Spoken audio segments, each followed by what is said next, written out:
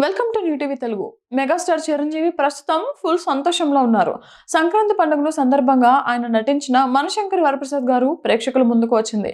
Talented director Anil Ravipudi తెరకెక్కించిన ఈ చిత్రం ఫస్ట్ షో నుంచే బ్లాక్ బస్టర్ టాక్ తో దూసుకుపోతోంది. ఈ చిత్రంతో అటు మాస్ ఇటు ఫ్యామిలీ ఆడియన్స్ ని అలరించారు. అంతేకాకుండా చిరు కెరీర్ లోనే తొలిసారి 300 కోట్ల క్లబ్ లోకి ప్రవేశించారు. మొత్తానికి వింటేజ్ బాస్ ఇస్ బ్యాక్ అంటూ అభిమానులు పండుగ చేసుకుంటున్నారు.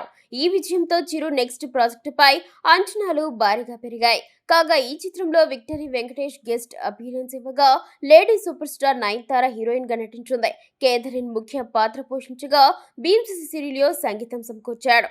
అలానే ఈ మూవీని చిరంజీవి కూతురు సుస్మిత కొనిదల, నిర్మాత సాహు గారపాటి తమ gold box entertainments shine screen బ్యానర్లపై నిర్మించారు. అయితే ఇప్పుడు అనూహ్యంగా సోషల్ మీడియాలో జోరుగా ఓ చర్చ నడుస్తోంది.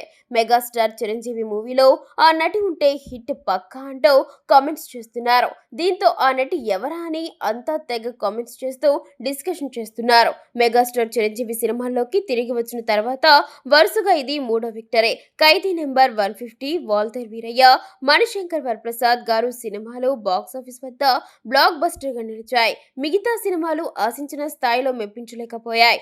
దీంతో హిట్ సినిమాలకు ఒకే కామన్ పాయింట్ ఉందని కొందరు అభిమానులు చెబుతున్నారు. అదే నటి క్యాథరిన్ ట్రెసా. వాల్తేర్ వీరయ్య, మణిశంకర్ వరప్రసాద్ గారు సినిమాల్లో క్యాథరిన్ కీలక పాత్రలు పోషించింది. దాంతో క్యాథరిన్ చిరంజీవికి లక్కీ చామ్ అంటూ ప్రచారం చేస్తున్నారు.